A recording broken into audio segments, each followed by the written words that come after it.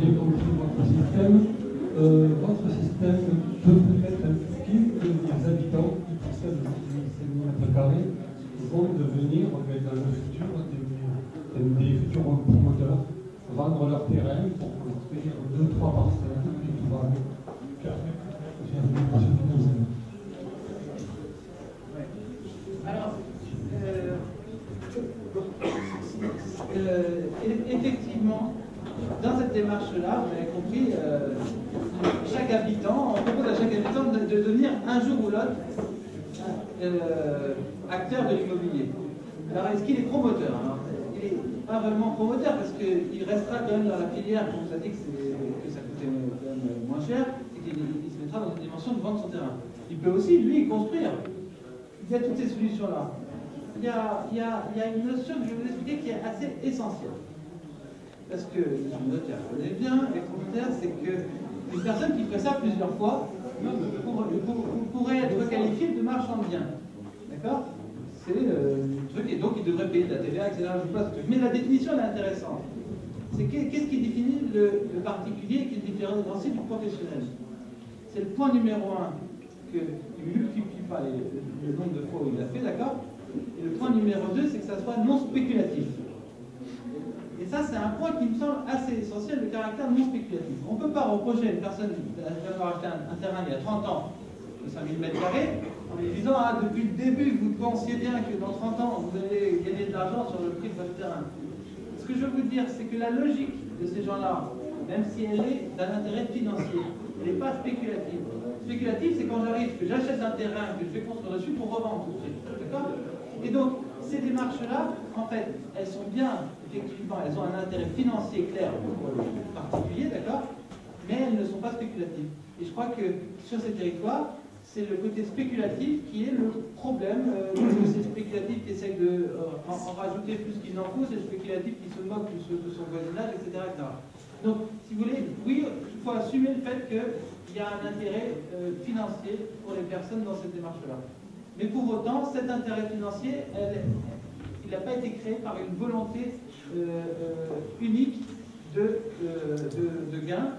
Et c'est quand même des gens qui auront vécu quand même sur cette parcelle, etc., qui ont d'autres choses en plus sur cette parcelle que le gain. On peut imaginer qu'une personne qui est âgée veut habiter une maison beaucoup plus simple, donc profite de ce sac de Bindi pour tout vendre, et après se faire construire une maison de terre. Au centre-ville, voilà. Elle utilise ce système pour, on va dire,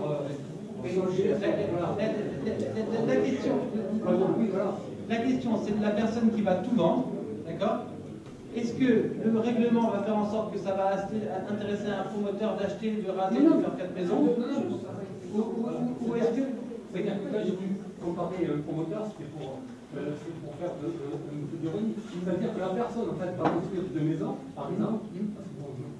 Aujourd'hui, c'est des terrains de 5 000 m². Moi, j'ai appris même de 10 000 m². Mais bon, 3 maisons sur 5 000 m², c'est largement possible.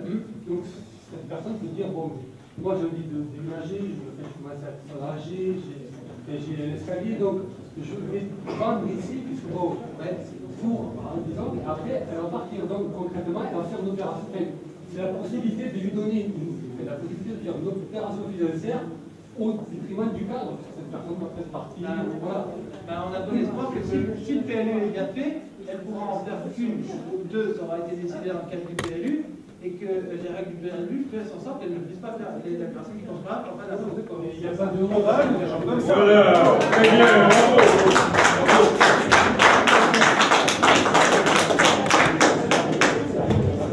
Je voulais aller exactement dans l'autre sens, parce que je pense que là on est en train de faire passer le débat ailleurs. Je crois que l'essentiel c'est de retenir que c'est une démarche volontaire, d'abord, et ça c'est vachement important, et que c'est une autre manière de voir l'urbanisme. Alors il est bien, elle n'est pas bien, il faut certainement travailler, mais c'est surtout une autre vue de l'urbanisme que vous présentez, alors que ce qu'on connaît habituellement, c'est les premières images que vous avez montrées. Et il faut surtout retenir que c'est une démarche volontaire. Tout le monde ne sera pas là-dedans.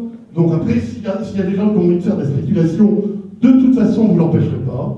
Et s'il y a des gens qui ont envie de construire un village d'une autre manière, eh ben, c'est une possibilité qui est quand même beaucoup plus agréable.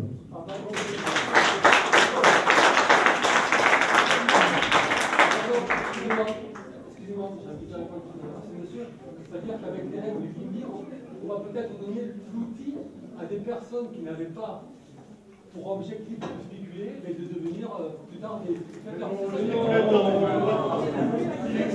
Oui, mais là, je n'existe pas.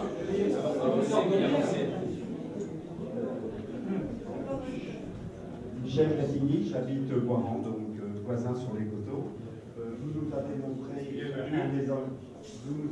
un exemple sur des terrains plats. Qu'en est-il sur des terrains très pentus? Comme sur les...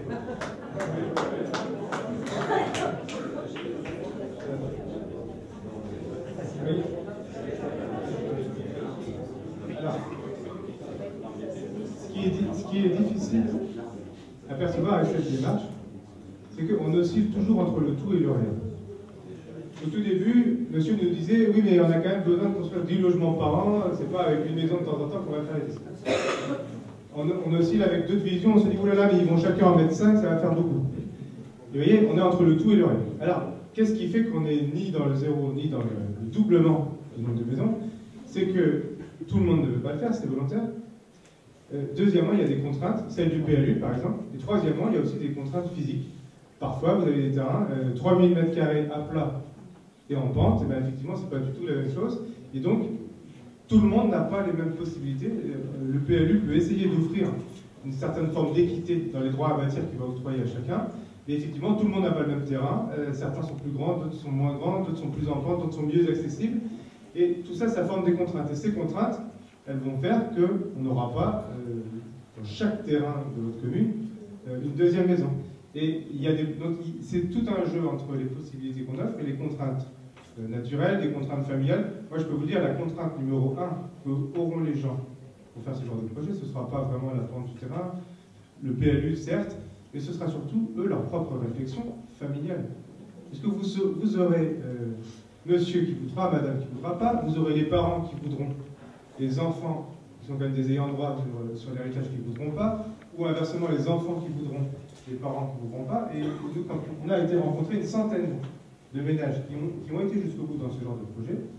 On peut vous confirmer, ce ne sont pas des promoteurs ni des spéculateurs propres, c'est déjà qu'ils y réfléchissent sérieusement. Franchement, accueillir un voisin dans son jardin, il faut quand même y réfléchir, et puis c'est pas quelque chose qu'on fait comme ça à la va-vite. Même en partant, diviser son terrain, c'est quand même une maison dans laquelle on a vécu pendant 20 ans, 30 ans, 40 ans. Il y a de l'affectif, tout ça. Franchement, ne confondons pas un habitant avec un promoteur, je pense qu'il y a une vraie différence. Et donc, quand on interroge les gens et quand on voit qui l'a fait, pourquoi, comment, c'était un vrai besoin, c'était une vraie décision familiale. Et le plus dur là-dedans, c'est de prendre la décision familiale de le faire. Et donc ça, c'est les vraies contraintes que vous rencontrez les gens, les vraies difficultés, elles sont là. Mais en même temps, c'est ce qui fait qu'il n'y en aura pas trop. Vous voyez, et les choses font que quand on offre de la possibilité à 350 propriétaires d'un village, entre les difficultés et les possibilités, les choses elles vont se lisser. Et donc on n'aura pas en 2 ans le doublement du nombre de maisons sur la commune, et on n'aura pas non plus rien du tout. On sera sur des équilibres qu'il faudra essayer de trouver dans cette forme de politique. Il y a un autre point essentiel, c'est la transparence sur la valeur patrimoniale des biens et la transparence sur les possibilités de développement de ces biens. C'est un point essentiel. Parce que toutes les types d'opérations que vous avez vues, là, divisé pack, et puis ils ont casé plein, là, et que ça ne vous plaît pas du tout. Comment ça se passe? C'est un petit promoteur qui fait bien le coup, qui lui connaît bien le PLU, qui trouve une petite vieille, hop, qui a besoin de vendre rapidement machin chose, ou une indivision, tac tac, il veut le vendre rapidement, il achète ça pas cher, d'accord? Les gens ils savaient pas que ça avait de la valeur, parce que la maison était pourrie dessus, donc ils disaient ça valait rien. Et c'est comme ça qu'ils font les coups. Demain, nous, ce qu'on souhaite, c'est que tous les habitants aient une vraie conscience de la valeur de leur terrain. Et qu'ils effectivement, ne tombent pas dans ces travers de trucs, et que les décisions qu'ils prennent, les prennent dans leur intérêt patrimonial, bien sûr. Et souvent, cet intérêt patrimonial, eh ben, il n'est pas du tout le même que l'intérêt de l'investisseur. Et donc, la compréhension et la connaissance évitera de faire en sorte qu'il y ait des choses néfastes qui se passent. Plus les gens auront conscience du prix, plus les gens auront conscience de leurs possibilités, plus ils les exploiteront dans un sens qui est Puis, je remarque une chose en tout cas, ce qui est finalement assez extraordinaire, c'est que dès qu'on vous donne la parole, ben, ce qui est bien, c'est que vous la prenez. Or, une chose est certaine, c'est que le PLU qui est actuellement appliqué, vous voulez, dans les cours que je connais, vous n'avez jamais pris de parole ce soir, et ce soir, nous ne sommes pas en train de faire un PLU, parce qu'évidemment, ça n'aura échappé à personne, nous ne sommes pas dans le commun. Donc, ce qui est quand même extraordinaire, c'est qu'on vous donne la possibilité, et vous la prenez, et c'est tout à fait légitime, et je dirais même que c'est extraordinaire, ce qui prouve que quand on parle de participation et de concertation, quand on parle avec des vrais professionnels, le dialogue s'instaure, et alors qu'il se fait dans un cadre qui est celui d'une préélection, on se rend compte quand même que vous pouvez discuter de ce qui vous intéresse, parce que finalement, que vous soyez d'accord avec nous, avec moi ou pas, vous êtes quand même d'accord pour considérer que vous êtes à la tête d'un patrimoine et que vous êtes aussi d'accord pour vivre dans un environnement qui nous satisfait, qui vous satisfait et pour lequel nous sommes finalement, nous avons estimé que nous en étions les meilleurs défenseurs, chacun, je parle de son... Donc, c'est quand même la preuve que ce déficit de dialogue et de concertation fait qu'aujourd'hui, le débat est nourri et je m'en félicite.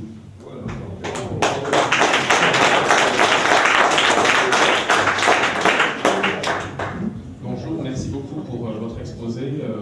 J'ai une question sur la rapidité finalement pour concrétiser l'arrivée des maisons, puisque on l'a senti dans les questions, il y a des gens qui sont très soucieux de bien remplir les engagements qu'a pris la commune avec le conseil municipal actuel pour accueillir des maisons. Et la réponse qui a été faite, ça a été de faire des lotissements, donc c'était la première solution que vous montriez. Ça a déclenché une réaction qui est compréhensible peut-être, je dirais, du fait du manque de concertation, qui a été le NIMBY, Not in my backyard, d'accord? Pas derrière chez moi, pas près de chez moi, c'est-à-dire dans d'autres quartiers, s'il vous plaît, de Viboulé. Voilà. Et comme il y a 6 zones, ben, il y a 6, voilà, ça fait beaucoup de monde à l'arrivée. Mais alors, du coup, ce qu'on entend dire, c'est oui, mais de toute façon, avec le NIMBY, ça ne va pas remplir les objectifs et ça ne va pas se faire vite. Donc finalement, entre un gros projet qui serait rapide, mais qui en fait déclenche des réactions, y compris au tribunal administratif, et des projets individuels, finalement, qu'est-ce qui avance le mieux? Quelle est votre expérience? On est sur des logiques complètement différentes. Vous faites un lotissement, ça fait 3, 4, 5 ans à préparer. Au bout des 5 ans, ouf, il y a 50 maisons qui arrivent d'un coup. Et très souvent, en termes d'équipement, en termes d'école, ça veut dire qu'il faut l'avoir prévu à l'avance. Et on est sur un mode de croissance par à coup. On monte des marches avec la taille des opérations. Ici, pas évident de prévoir. Vous voyez, tous ces projets que vous voyez ici en rouge, ils sont le résultat ici d'un divorce, ici de quelqu'un qui veut aider un enfant, ici d'un besoin financier de retaper sa maison et de trouver des moyens. Tout ça, c'est ce qui se passe dans la vie des gens. Prends le divorce, combien de personnes vont divorcer en 2014 à Vigoulé? Si vous voulez lever la main. On ne sait pas. En 2015, on ne sait pas non plus. Qui va avoir des enfants qui vont avoir besoin d'un petit coup de pouce pour eux accéder à la propriété là où ils veulent bâtir? En 2014, en 2015, en 2016. Bon, ce qu'on voit, c'est qu'à l'échelle de 350 maisons, toutes les situations arrivent de façon régulière. C'est-à-dire qu'à chaque année, il y a un petit peu de gens qui divorcent, il y en a d'autres qui se recomposent, d'autres qui font des enfants, d'autres qui aident leurs enfants à bâtir, et tout ça, quelque part, quand on élargit... Hein? Il y en a d'autres qui le quittent. Il y en a d'autres qui le quittent. Il se passe plein de choses, et à chaque fois, ça se passe chaque année. Donc déjà, ça veut dire que les choses sont lissées. Ça veut dire qu'il n'y aura pas d'un coup, c'est pas en 2014 que tout le monde va se mettre à divorcer, je ne sais quoi. C'est des choses qui sont lissées, première chose. Alors, c'est pas parce que c'est lissé qu'on peut prévoir le rythme. Est-ce que ça va être un par an, 10 par an, 30 par an? Parce que c'est 30 par an, ça va être un peu trop pour le coup. Hein? Il en faudrait 9. On aimerait bien en avoir 9, 8, je sais pas. Disons qu'on arrive à avoir un objectif. Bon. Il va falloir. Donc, dans cette démarche, il ne s'agit pas de réfléchir beaucoup avec des gens très intelligents et de prendre un document et de se dire ça y est, c'est le bon, il va marcher pendant 10 ans et puis il roule. Il va s'agir de faire un premier document Et puis on va voir, et puis au bout de 6 mois, quand on va dire, par exemple, je prends 9 parents, imaginons que ce soit une hypothèse intéressante, 9 parents, on regarde au bout de 6 mois, les 6 premiers mois du PLU, tiens, on a déjà fait 9. On s'est dit, peut-être c'est un peu rapide. Ou tiens, on a fait qu'un. Et au bout alors on refait un bilan en fin d'année, et là on voit qu'on a fait, on refait un bilan au bout de la 2e année. Là on s'aperçoit au bout de la 2e année qu'en fait on n'a pas fait 9, on n'a fait que 3 par an. Alors il faut se poser la question, 2 hypothèses, soit notre règlement en fait il est trop serré, en fait on n'a pas suffisamment bien ajusté par rapport aux contraintes qu'ont les gens, les contraintes familiales, les contraintes de terrain, leurs contraintes, ça va pas assez vite. Soit c'est ça, soit le règlement est bon, mais c'est les idées que les gens n'arrivent pas à faire évoluer pour eux-mêmes ou en famille.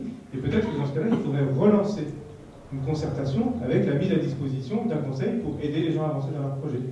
Inversement, c'est pas 3 par an qu'on observe, c'est 18. C'est deux fois plus rapide que ce qu'on observe. Voilà, pareil, il faut se poser la question, peut-être qu'on a été trop libéral dans la façon dont on a ouvert les possibilités.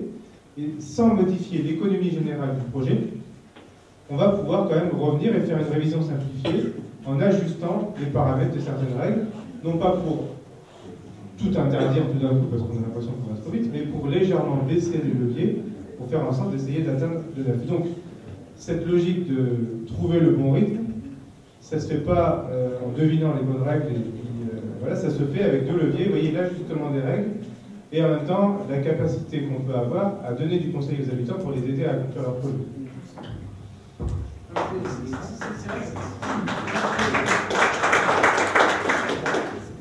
C'est un point assez important parce que vous voyez, on dit un PLU ça dure 10 ans. En 2008, on a eu une crise, d'accord? Le PLU a chuté. Pendant les 10 dernières années d'avant, les prix immobiliers avaient doublé en 10 ans, d'accord? Donc, si vous voulez, tout ça joue. Donc, croire qu'on peut faire un PLU demain super, tip-top, sur 10 ans et on n'a plus besoin d'y toucher, c'est une absurdité. Donc, cette question de suivi. Moi, comme je suis un peu plus libéral que David, j'autorise qu'il y ait d'autres formes d'organisation que BIBI. On n'est pas obligé de tout faire en BIBI. C'est-à-dire qu'on a des outils. Par exemple, de faire une zone AU. On peut repérer quand même une zone AU, une zone où on voudrait, même peut-être avec la maîtrise communale, même peut-être on pourrait faire des logements en régie, sociaux en régie. Obligé, le mot obligé. Non, attendez, laissez-moi finir l'histoire. Ce que je veux dire, c'est que si j'intègre une zone AU dans mon PLU, d'accord? Et bien la zone AU, c'est A urbanisée. Zone A urbanisée. Et je la déclenche quand je veux. D'accord? Donc je fais du BIMDI 3 ans. Waouh, on n'a pas assez de logement. Je lâche 4-5 logements sur ma zone urbanisée. Je repars. 5 ans après, je relâche, je retire, je fais ce que je veux. Alors là, c'est spécifique. Les zones économiques, je n'ai pas envie qu'on rentre dans le débat ce soir parce que c'est pas du tout les mêmes logiques et c'est un sujet assez différent. Il faudra faire une journée d'urbanisme économique. Parce que ça, c'est très différent. C'est pas du tout la logique ni frontière ni économique.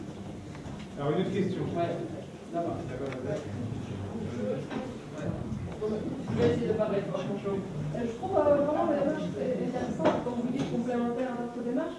Je voudrais juste savoir comment cette démarche-là, qui est quand même assez individuelle, peut s'inscrire dans des contraintes qui peuvent être des contraintes autres que celui de PLU, mais des contraintes j'ai entendu PLH, etc.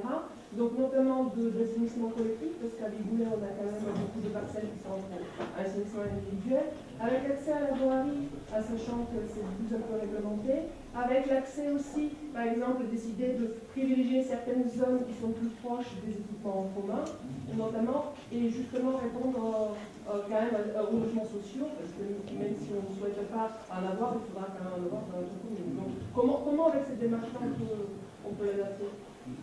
Alors, on vient de parler du rythme. On a parlé à l'échelle de la commune en se disant 9 par an, ce serait pas mal. On n'est pas obligé d'avoir le même rythme partout. Si on voit qu'on a certains secteurs avec des voiries qui commencent à être un peu justes, des réseaux qui sont un peu limites, peut-être que là, il faudra faire un rythme de construction moins élevé que dans d'autres secteurs, et peut-être qu'il y a des secteurs, au contraire, où là, on est pas mal, ou au contraire, on décide d'investir dans les équipements et les infrastructures, où on va plutôt alléger les contraintes pour avoir un rythme plus important. Ça, 9 logements par an de cette façon-là, ça ne veut pas dire que toutes les parties du territoire vont y contribuer de la même façon. Ça va dépendre d'un diagnostic qu'il faut faire à l'échelle de la ville sur quelles sont les capacités, quelles sont les contraintes techniques de réseau, quels sont des enjeux de préservation de certaines vues, du paysage, vous voyez. Il va falloir intégrer effectivement ces projets qui sont que des ingrédients finalement. L'ingrédient nouveau dans le projet urbain, c'est qu'un particulier, un habitant, peut avoir un projet sur sa parcelle. Ça ne fait pas un projet urbain général. C'est un ingrédient pour avoir une pensée plus large sur de quelle façon développer la commune. Et donc cet ingrédient, on va le mobiliser ici rapidement parce qu'on est bien équipé. Là, on fera plus attention parce qu'il n'y a pas l'assainissement collectif. Donc il faudra faire ça de façon parcimonieuse et puis délicate. Si je prends la question de l'assainissement, par exemple, si vous voulez, le problème de l'assainissement, c'est quel coût par habitant, vous voyez ce que je veux dire? Donc, ici, il faut passer à chaque fois 500 mètres entre chaque maison pour un habitant, j'y arrive pas. Donc, si vous voulez, sur une question comme sur toutes les questions de réseau, la densité est le facteur essentiel de la possibilité d'évolution. D'accord? Et ce que je veux dire par là, c'est qu'on peut avoir aussi une stratégie de dire, ben, cette voie-là, je vais leur donner des moyens pour qu'il y ait des nouvelles maisons puissent venir, d'accord? À qui je vais faire payer des taxes, on pourrait après ça élaborer, mais on peut mettre des taxes un peu supplémentaires dans ce quartier-là, considérant que, eh ben, on va leur donner le droit, les gens qui s'installeront auront des taxes plus importantes, mais on s'installe dans une stratégie qu'on va leur installer le téléphone. Vous voyez ce que je veux dire? Donc, on peut jouer dans les deux sens. Un, dire, là, on va attendre, on n'a pas les moyens d'investir pour l'instant, on favorise plutôt cette zone, et dans cette zone, je m'engage à investir dans tout ça l'égout, mais dans ce cas-là, il faut que ça construise. On a toutes ces choses-là. Et les logements sociaux, comment on fait ça? Alors, les logements sociaux, il y a 1000 façons de voir les logements sociaux, d'accord? Ici, ce qui est proposé, c'est par exemple que ça soit en régie par la mairie, d'accord? Le problème de la notion de logement social, c'est qu'il y a le logement à loyer modéré, d'accord? Et le logement social au sens du logement conventionné institutionnel. D'accord? L'accession à la propriété. Voilà. Mais si vous voulez, soit vous êtes dans les cadres administratifs cochés conventionnés, si vous voulez, mais vous pouvez aussi faire des logements pas chers. Ce que je veux vous dire par là, c'est que c'est d'avoir une réflexion un peu générale, après on reviendra sur le conventionné pur. Quand une personne construit un logement pour sa fille à qui il va louer dans son jardin, d'accord? En général, à part quelques parents un peu pervers, mais en général, ils font un loyer modéré. Vous voyez ce que je veux dire? Donc, ce logement-là, il est important parce que sur une commune, on n'est pas tous riches, et donc il faut pouvoir loger les gens aussi qui ne sont pas riches, qui vivent sur la commune. Donc ça, c'est un moyen. Mais ça compte pas. Bon. Mais pourtant, c'est une réalité. Donc, et nous, quand on reçoit 60 personnes, il y en a bien une dizaine là-dedans qui pensent à faire du locatif, et du locatif pas trop cher, parce que comme ils n'ont pas eu à payer le terrain, ils n'ont pas besoin de beaucoup d'argent pour rentabiliser leur investissement, et ils le font dans un but familial, etc., de connaissance. Après, pour ce qui est du logement social, c'est-à-dire conventionné, etc. La grande difficulté sur des petites communes comme ici, c'est que les logements sociaux, ils veulent un peu par paquet. Ils veulent un paquet de 4, un paquet de 5, au minimum, grand minimum. Et pas un paquet de 10. Alors, ce qu'on a fait sur une autre démarche, c'est que par contre, elle serait d'accord si il y en avait de faire ce qu'on appelle du multisite. Si on avait 3 sur cette commune-là, 3 dans la commune d'à côté, 3 dans la commune d'à côté, 3 dans la commune d'à côté, ils seraient prêts à prendre tout ça ensemble. D'accord? Alors ça, c'est un peu plus subtil, parce que ça demande à ce que les maires se mettent d'accord. Et c'est un moyen de faire du logement social, d'accord, dans ces petites communes, parce que aujourd'hui, on vous oblige, mais les opérateurs du logement social n'ont pas forcément envie de venir chez vous. Comme on vous l'a expliqué lors de notre première réunion publique, nous travaillons déjà par commission, qui sont calquées sur celle du site. Et en ce qui concerne la commission, justement, des logements sociaux, ça a été un thème de réflexion particulièrement approfondi de ma part, puisque, d'une part, nous avons pensé le meilleur outil était la régie municipale, parce que pour question de nombre, je me calque sur le PLU actuel, c'est-à-dire 8 logements proprement dit sociaux qui seraient dévolus à un bailleur social privé. Si cela intéresse certaines personnes, j'expliquerai plus dans le détail comment sont choisis les locataires de ce type de logement. Nous avons considéré que, effectivement, des personnes à faible revenu ne peuvent avoir la prétention ni d'acheter à dérouler, ni de s'y loger en qualité de locataire actuellement. Et quand je parle de régime municipal, ce serait soit dans des immeubles, comme le suggérait Benoît, mais nous avons déjà réfléchi à la rénovation de biens existants. Et la discrétion fait que, comme nous ne sommes pas en manette, je ne trahirai pas le secret. Ceci étant dit, sachez que le cap d'un minimum de 10 logements sociaux est facilement atteint avec les contacts que j'ai déjà, qui seraient en régie municipale.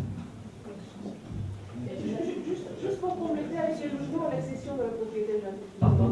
les logements à accession à la propriété, parce que là on parle de location. Moi je parle des jeunes qui n'ont pas beaucoup de moyens, qui veulent acheter leur maison. Aujourd'hui, est-ce que par exemple dans votre équipe, il y a des gens qui sont prêts à diviser leur terrain pour accueillir chez eux les accessions à la propriété? Alors, vous lancez un sondage à la salle, c'est ça? Non, alors, qui serait prêt à accueillir dans son jardin un jeune couple? Voilà. Alors, c'est comment? Primo-accédant, avec des enfants? Avec des enfants. Alors, on y va. Est-ce qu'il y a un habitant, si vous voulez, qui serait prêt à vendre? Sans doute, on ne va pas vous demander de lever la main directement, mais sans doute qu'on en trouvera. Je pense qu'on peut convenir que pour les jeunes, les logements sont un peu chers aujourd'hui. Je ne sais pas ce que vous en pensez. Aujourd'hui, pour un jeune ménage, c'est un tiers des revenus du ménage qui sont alloués à la location ou l'achat de son logement. C'est beaucoup, hein. On vous a montré tout à l'heure que quand on arrive à se passer de la promotion immobilière, là on tombe sur des coûts de production de logement complètement différents. On était à 100 000 € de différence pour un logement de 120 m², 100 000 € de différence. Là ça commence à faire, c'est-à-dire que ça commence à faire une vraie différence pour les jeunes ménages. Alors, on peut se dire, oui mais peut-être qu'eux ils produisent derrière pour moins cher, mais du coup les propriétaires, c'est-à-dire vous leur vendrez plus cher leur terrain, vu que vos terrains, vu qu'eux, ils n'ont pas beaucoup de coûts de production derrière. Quand on regarde les bases de données statistiques, des prix des ventes des terrains sur une région. Regarde, vous voyez, alors tous les terrains qui sont vendus au lotissement sont vendus au prix de marché. Pourquoi? Parce que l'aménageur, il a acheté un terrain de départ, il a créé une voirie, des réseaux, il a découpé, il a calculé sa marge, il n'a pas d'autre choix que de vendre ces terrains à bâtir au prix de marché, c'est son métier de le faire. Il y a tous les autres terrains qui sont vendus ici de divisions parcellaires, que ce soit en BNB, donc c'est des terrains qui sont déjà bâtis, ou que ce soit des divisions en bord de route, dans des secteurs qui sont constructifs mais qui ne sont pas bâtis, en état de montage. Quand on regarde les prix de vente de ces terrains, on observe que ce n'est pas du tout la régularité de tous les terrains au prix marché, on voit tous les dispositifs possibles. Il y a des terrains qui sont donnés, quasiment, donc c'est plutôt pour les enfants, ce genre de choses. Il y a des terrains qui sont vendus au prix marché, parce que là vous avez quelqu'un, il a vraiment un besoin financier, et il cherche à tirer le maximum de la vente de son terrain. Et puis vous avez toutes les situations intermédiaires. Pourquoi? Parce que ça peut vous paraître, c'est pas évident de penser comme ça, mais mettez-vous à la place de celui qui va vendre le terrain. Plus vous baissez le prix de vente, plus vous avez des candidats, plus vous pouvez choisir. Première chose. Deuxième chose, vous n'avez pas investi dans la voirie du réseau, vous n'avez rien sorti. C'est-à-dire que le terrain que vous allez vendre, celui-là vous l'avez acheté à 30 ans, vous n'êtes pas obligé, comme l'aménageur, d'en tirer le maximum. Vous allez continuer à vivre à côté de ce terrain. Ce qui vous importe, notamment en premier, c'est qu'ils ne se construisent pas n'importe quoi sur ce terrain-là, c'est que les relations de voisinage nouvelles que vous allez installer, qu'elles se fassent de façon harmonieuse. Et ce qui va se passer, c'est que vous allez voir, vous vendez votre terrain, il y a des gens qui vont se présenter à vous, et vous allez devoir choisir. Et cet élément de choix, donc ceux qui veulent tirer le prix maximum, voient le choix se réduire. Et puis vous avez toutes les autres configurations, et ça se vérifie dans les statistiques. Les prix de vente des terrains en diffus, comme ça, ici division, ne sont pas tous au prix maximum. Et ce qui fait que cette façon de produire du logement, déjà en France, mais plutôt aujourd'hui en étalement urbain, parce que le diffus, ça se fait plutôt en bord de route à l'extérieur, aujourd'hui, pour un jeune ménage, le plus économique, si je n'ai pas accès au locatif social, ça reste de trouver un terrain à bâtir et moi de faire bâtir, parce que quand je fais ça, c'est moins cher que du terrain. Et donc, réussir à faire en sorte que sur votre commune, il y ait des terrains à bâtir, une offre de terrains à bâtir, tout ça, aujourd'hui, il n'y en a pas beaucoup. Hein. J'ai fait l'exercice tout à l'heure, je me suis mis à la place du jeune primo-accédant qui voulait s'installer sur votre commune. Aujourd'hui, il y a un seul terrain en vente. Il est en vente à 250 000 €. Et il fait 2600 mètres carrés. Donc là, c'est clair, pour le primo-accédant, c'est pas possible. Donc aujourd'hui, il n'y a pas d'offre. La seule offre que j'ai, c'est dans l'ancien, vous voyez, dans le clé en marche. Et ça c'est trop cher pour le primo-accédant. Par contre, s'il y a une petite offre de terrain de temps en temps qui sort, et ben, certains seront vendus un peu cher, d'autres seront vendus à des prix raisonnables. Et là, on commencera à ouvrir des possibilités pour les autres. Alors, je vais compléter la notion. Actuellement, j'imagine que sur ce terrain de 2500 mètres carrés, on doit pouvoir faire une maison de 250 mètres carrés. D'ailleurs, on ne va pas mettre 250 000 € si on a le droit de construire que 90 mètres carrés. Alors, raisonnons comme ça. Imaginons que demain, la mairie dit non, maintenant, je ne veux plus que des jeunes. D'accord? Eh bien, je fais en sorte par le règlement qu'on ne peut plus construire des maisons plus grandes que 90 mètres carrés. Vous comprenez que là, tous les secondo-accédants, enfin, c'est ceux qui ont déjà acheté, qui ont vendu et les seuls qui sont capables aujourd'hui d'acheter sur la commune, ben ceux-là, ils vont dire attendez, moi 90 mètres carrés, ça ne m'intéresse pas, d'accord? Et donc, comme ça, j'arrive à différencier, par exemple, le marché du primo-accédant du second.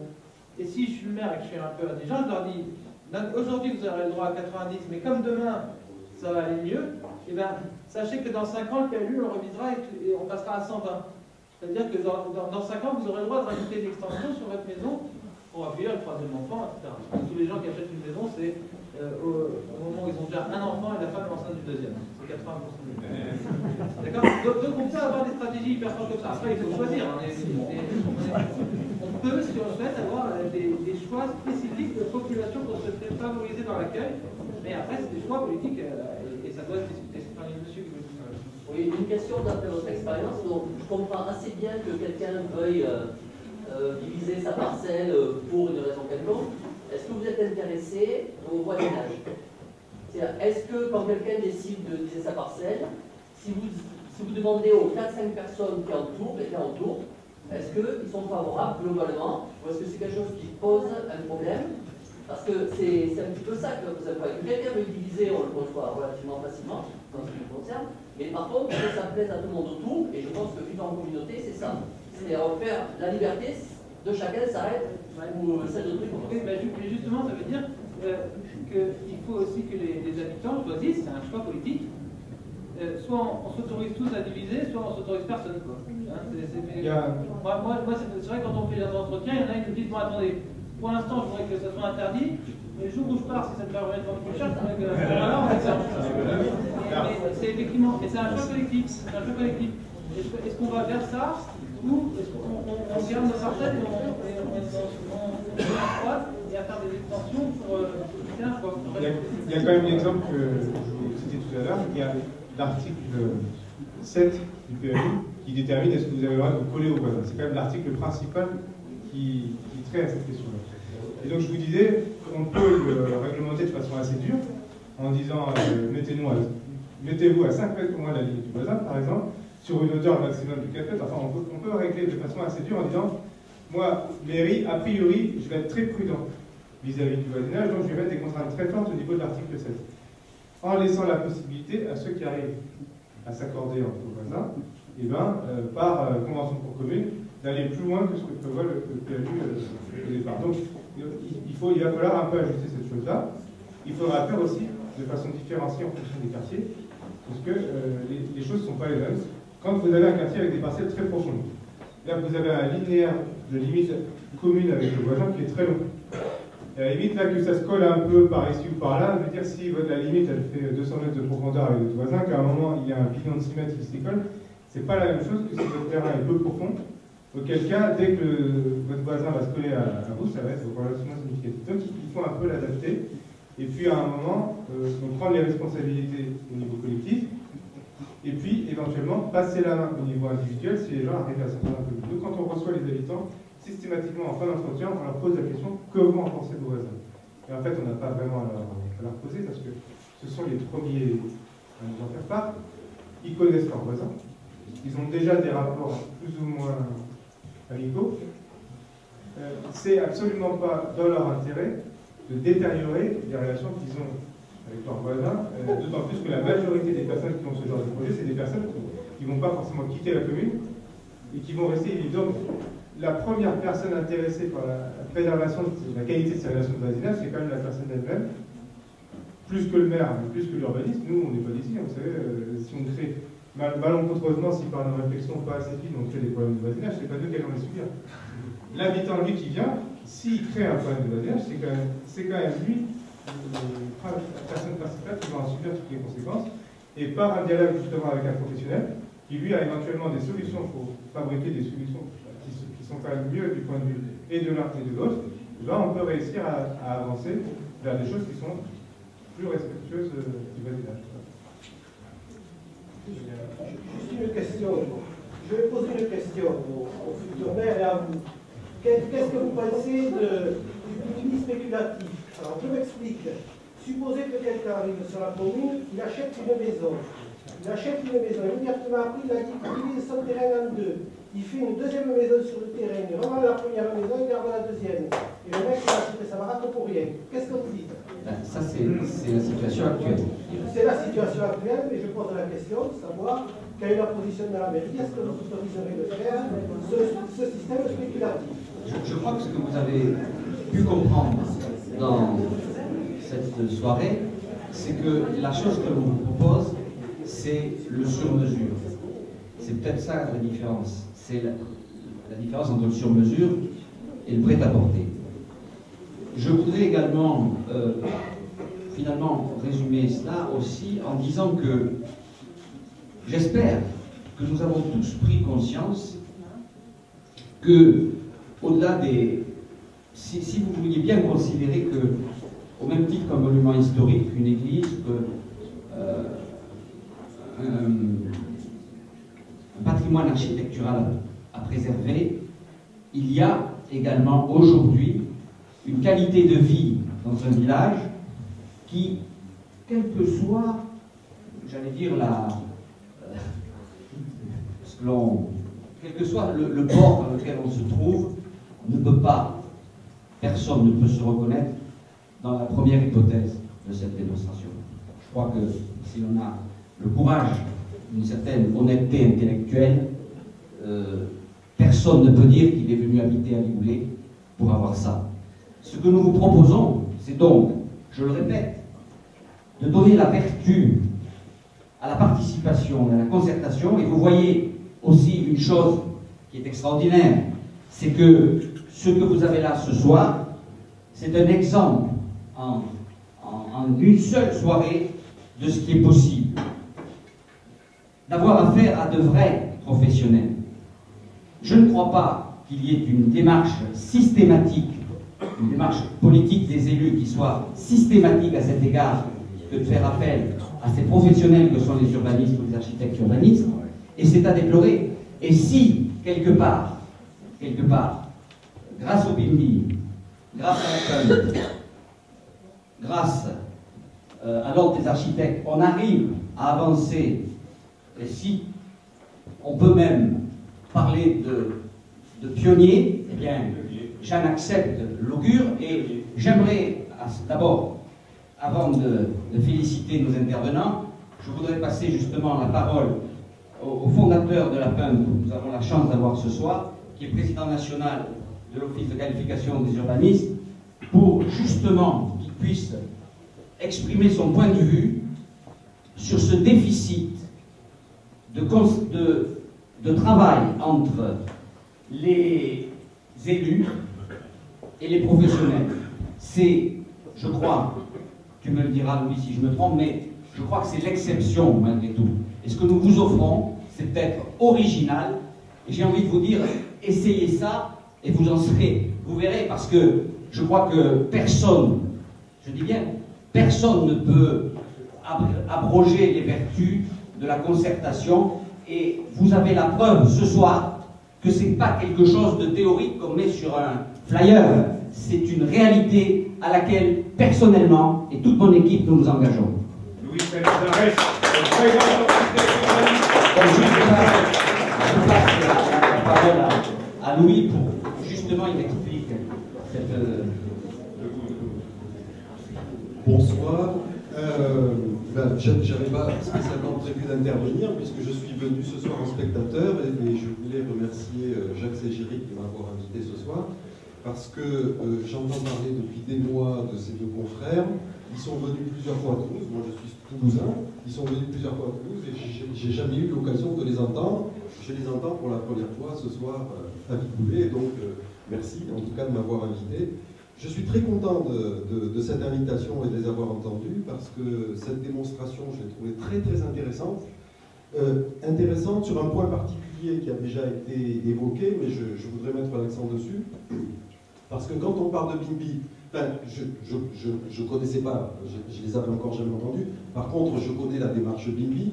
Mais si je ne connaissais pas cette démarche BIMBY, j'aurais dit, en entendant parler comme ça, j'aurais dit, bon, ben, il s'agit de division foncière, et la division foncière, on connaît depuis longtemps. La ville se bâtit depuis des siècles par divisions foncières successives, donc ça on connaît. On sait anticiper des divisions foncières pour les rendre pertinentes, intéressantes, etc. Et donc, on pourrait se dire, bon, mais qu'est-ce qu'apporte le BIMBY de plus? Ben, en fait, le BIMBY, ce qu'il apporte de plus, c'est la démonstration qui vous a été faite ce soir, hein, c'est ce qu'a souligné Jacques Ségéry tout à l'heure. C'est qu'il propose une méthode, une démarche en matière de concertation que j'avais perçue. Et votre démonstration de ce soir, je la trouve très très intéressante parce qu'elle s'appuie sur des exemples vécus et qui montrent que cette concertation, elle consiste en une implication des gens, des habitants.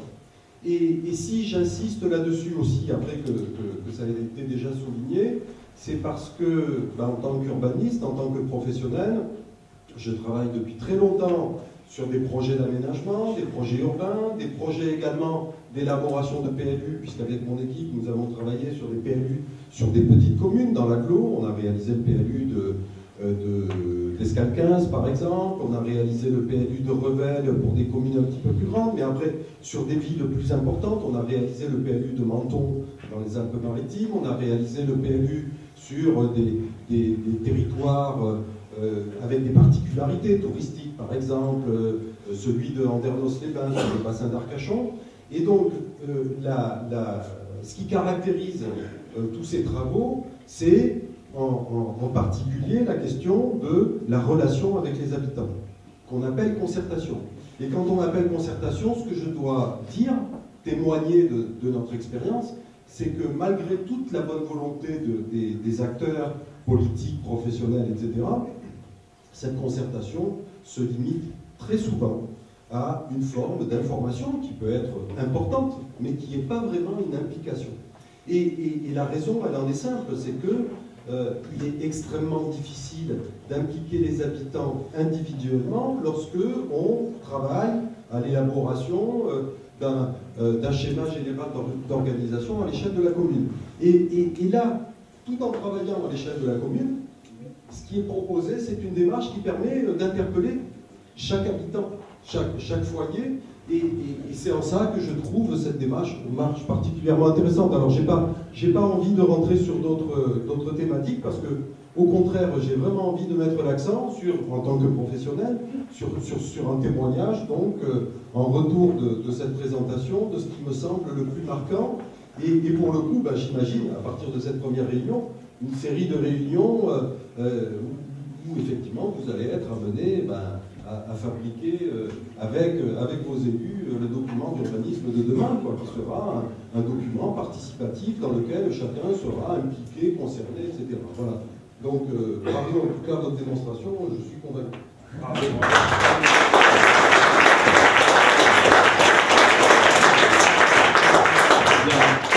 Merci beaucoup. Juste avant de remercier David et Benoît, je voudrais dire deux petites choses. Donc ce soir, on a vous l'avez compris, c'était une conférence débat sur le BIMBY, donc on n'a pas parlé du reste de la campagne électorale.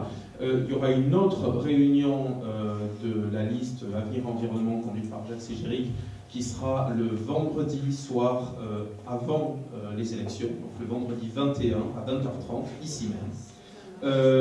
Donc là, vous pourrez poser toutes les questions que vous voulez, en direct. Voilà, on est dans l'esprit de concertation, et voilà, il y a 21 mars, qu'est-ce que j'ai dit? Mars, ça suffit. Voilà. La deuxième chose, si vous avez des questions et que vous voulez nous rencontrer, vous pouvez aussi venir aux permanences qui ont lieu tous les jeudis de 18h à 20h30 et tous les samedis matins de 10h à 12h30 au restaurant Le Tournebride. Voilà. Et ensuite, on vous souhaite d'aller sur le site du BIMBY, parce que, allez-y, vous allez voir, il y a un petit film qui dure 5 minutes. Je suis très déçu que vous n'ayez pas passé ce soir, donc vous avez vous, bon, d'accord. Mais il y a un petit film qui dure 5 minutes que vous pouvez montrer aux gens qui n'étaient pas là ce soir et qui résume extrêmement bien la démarche BIMBY. Et voilà. Et puis, je voudrais vraiment vous demander de les applaudir. Et attention, attendez, juste avant de les applaudir, il y a un pot, on vous offre un pot, vous pouvez continuer et leur poser des questions en direct, ou nous poser des questions en direct, de manière individuelle, et je vous demande vraiment de les applaudir.